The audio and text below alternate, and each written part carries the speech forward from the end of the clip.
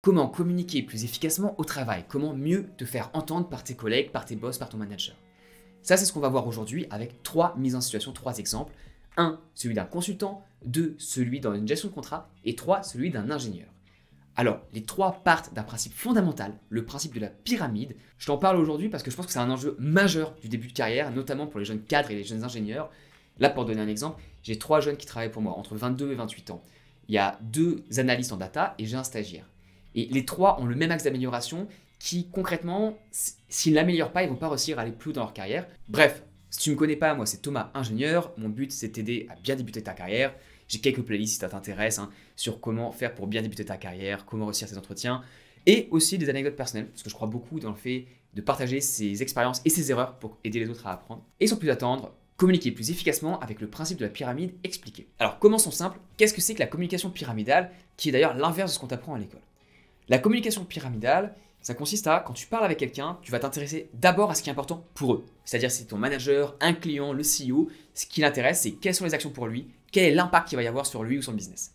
Donc, structure de pyramide, tu commences avec une chose très simple, tout en haut, le message clé que tu vas délivrer. Quel est l'insight, la découverte que tu vas leur donner, qu'est-ce qui compte pour eux. Et ensuite, en dessous, tu as tous les détails, c'est-à-dire tout le process que tu as fait, à qui tu as parlé, pour quelles sont les hypothèses, comment tu es arrivé à ce résultat-là. Et pourquoi on parle de structure pyramidale qui est l'inverse, comme je disais tout à l'heure, de ce que tu apprends à l'école?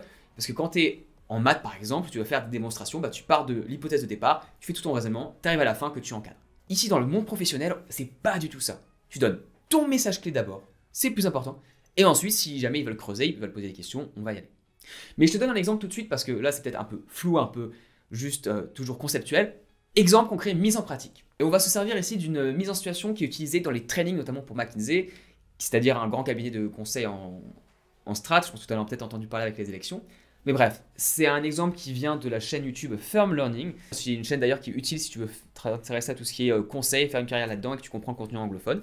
C'est une bonne chaîne, je te conseille d'aller la voir. On continue avec mise en pratique, je vais lire l'énoncé et tu vas te arrêter la vidéo pour te demander comment est-ce que moi je répondrai à la question.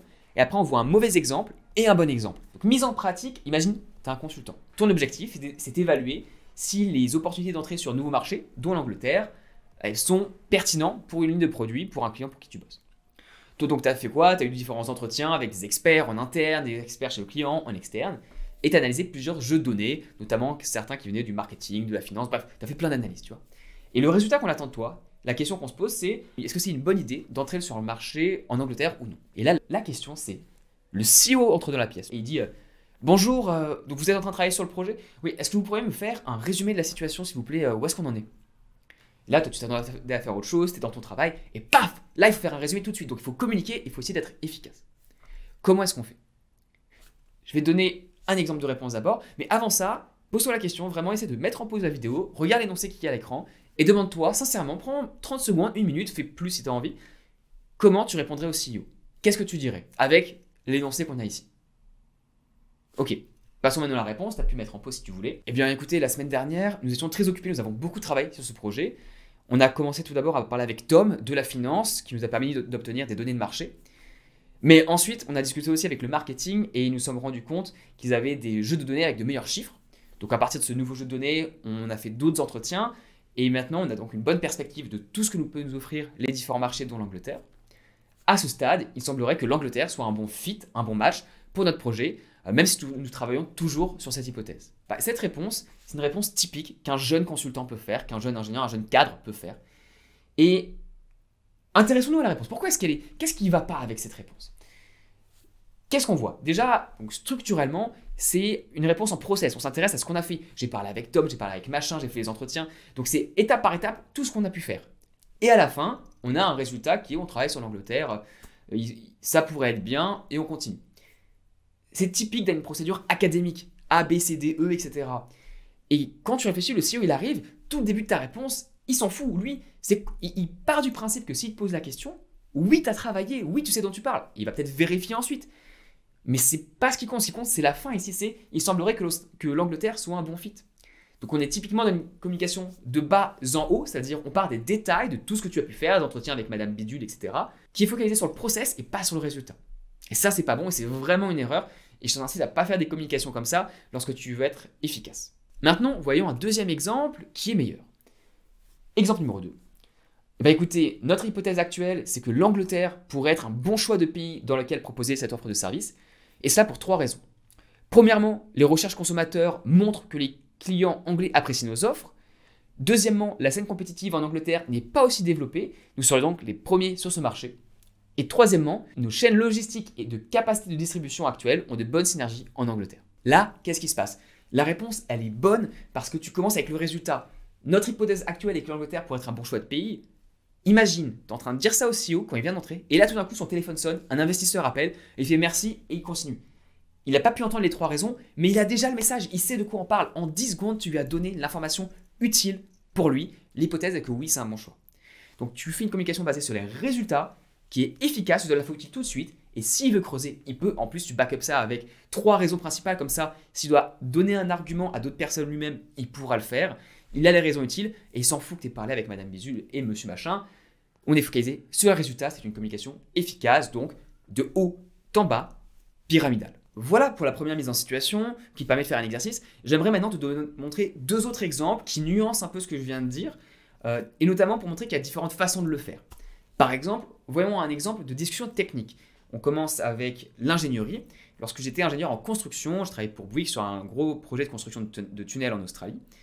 Et à ce moment-là, j'avais des réunions techniques très souvent, en fait, quasiment tous les jours, tous les 2 jours, avec une équipe de designers, des gens qui font des plans. Et on avait des problèmes entre les plans et ce qu'on fait en concret. C'est normal, c'est comme ça sur tous les chantiers du monde, il n'y a aucun souci. On les résout au fur et à mesure. Là, c'est des prises de notes que j'ai faites avant un meeting ou pendant un meeting. Mais ce qui est important, c'est la façon dont j'abordais le meeting avec Colin, qui était le Head of Engineering, le directeur de l'ingénierie de la compagnie. C'est-à-dire qu'au lieu de dire bonjour, alors voilà, j'ai une liste d'items, et puis j'ai parlé avec machin, il y a eu tel problème, etc. Non, on faisait les choses calmement, une par une. Donc j'avais une manière très spécifique d'arriver directement au sujet. Exemple, Colin, bonjour. Écoute, j'ai 2 problèmes aujourd'hui à voir avec toi. J'ai besoin de tes suggestions et de ton point de vue sur ce qu'il faut faire pour résoudre ces problèmes. Premier problème, 4 sites de construction. Celui du nord, on est dans l'entrée du tunnel. 3e mètre, il y a une rangée de boulons. Il y a une erreur au niveau des boulons. Au lieu d'avoir un espacement de 2 mètres, ils ont un espacement de 2,60 m. On s'est trompé en les mettant. Est-ce que la structure est toujours stable? Est-ce que cela suffit par rapport aux conditions géologiques qu'on a sur place, ou est-ce que tu préfères qu'on rajoute des renforcements et qu'on rajoute des boulons pour dire que c'est stable? Bon, là, tu n'as pas forcément compris le contexte de la requête en elle-même, c'est pas grave. Mais tu vois la capacité de spécifier extrêmement rapidement où est-ce qu'on va aller, de poser la question, s'intéresser uniquement aux résultats, et ensuite on peut avancer sur les résolutions du problème. Mais tout le reste, pourquoi est-ce que les ouvriers sont plantés, pourquoi est-ce qu'on n'a pas pris les bons boulons, pourquoi est-ce qu'on n'a pas fait ci, on n'a pas fait ça, on s'en fout, c'est fait, c'est fait. Ce qu'on veut dans ce cas-là, précisément, c'est résoudre des problèmes, qu'on va droit au but. Mais on peut avoir plus ou moins d'élégance dans le langage, c'est pas grave, surtout si t'es jeune ingénieur, c'est pas grave. Bref, 3e exemple maintenant, avec un exemple de mise en pratique, avec un email que j'ai envoyé récemment. Donc là, on est sur la gestion de contrat. On a un contrat où on nous envoyait une facture qui était trop élevée par rapport à ce qu'on aurait dû payer. Et je m'en rends compte alors que tout allait être approuvé. Et je fais un email à mon manager en disant « Attention, je pense qu'il y a un problème ». Donc là, on va voir que c'est exactement l'application de la structure de la pyramide que tu peux faire à l'oral, que tu peux aussi faire à l'écrit. Donc, sujet, j'ai remplacé bien entendu certains chiffres pour pas que ça soit visible, et j'ai remplacé le nom du contracteur, j'ai anonymisé. Voilà, c'est confidentiel. Update sur la dernière facture du contracteur, nous devrions payer 100 000 $, pas 200 000. Déjà, rien qu'en lisant le sujet, une phrase, tu sais de quoi je vais parler et tu comprends l'action qu'il y a à faire, c'est attention, on va potentiellement économiser 100 000 $. Bonjour, Billy et John, j'ai changé les prénoms. Je pense que la facture de contracteur de la semaine dernière est trop élevée. C'est 200 000 $ au lieu de 100 000 $.